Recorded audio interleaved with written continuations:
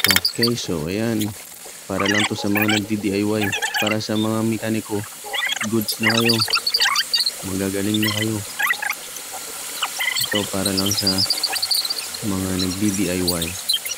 Ayan, para matanggal natin yung timing chain cover. Bale, tatanggalin muna ang hindi natin matatanggal ang timing chain cover pag hindi matatanggal yung oil pan. Kaya tanggalin nyo muna yung oil pan. So sa pagtanggal ng oil pan, doon banda sa may ilalim ng compressor, bale meron pang nakatagong bolt dyan. Meron din isa, ayan, para tanggalin muna yung compressor para makuha nyo yung bolt na kabit dyan sa may oil pan. Hindi nyo matatanggal ang oil pan kung hindi nyo yan matanggal. Tanggalin muna yung bolt dyan sa may compressor. Ayan, medyo nahirapan kami na tanggalin yan kasi yung compressor nakabangga, saka matigas na yung bolt.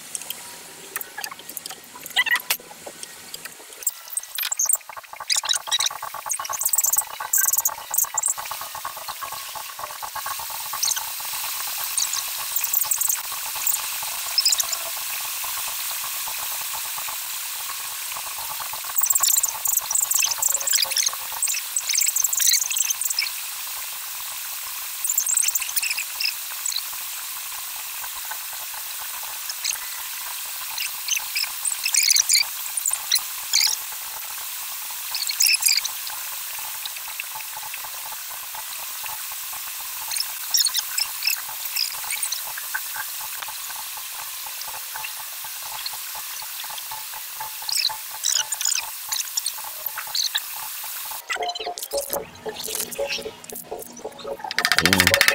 Tapos dyan banda sa may kamay ko, sa ilalim ng kamay ko, kunin nyo muna yung cover dyan, dyan sa kamay ko. Ayan, para tanggalin nyo muna yung mga bolts dyan, kasi sa ilalim nyan merong dalawang bolt ng oil pan. So hindi nyo matatanggal yung oil pan pag hindi nyo muna makuha yung cover ng sa transmission. So ayan,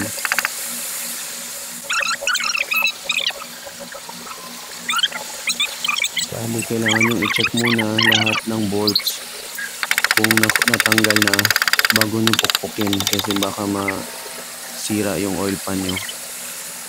At saka remember na bawal ligwatin kasi baka dyan lalabas yung oil leaks.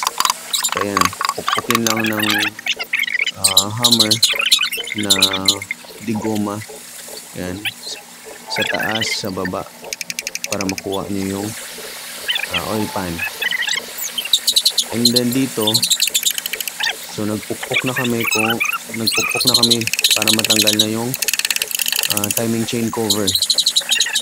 And dahil nga nagdi-DIY lang, hindi marunong, yan pa pala, tatanggalin pa pala yan. Tanggalin muna ang yan, check ko muna kung meron pa bang nakakabit na bolts. So bali wala nang bolts na nakakabit.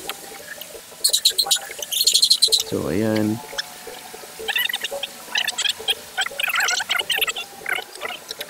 na, nakuha na, natanggal na ang timing chain cover. So medyo mahirap po yung pagtanggal ng crankshaft pulley. Medyo mahirap din para sa mga nagdi-DIY. Need ng special tools, pero sa mga walang special tools ituturo ko po bukas. Ituturo ko po sa ibang part. Gagawa po ako ng video tutorial doon para sa pagtanggal ng crankshaft bolt.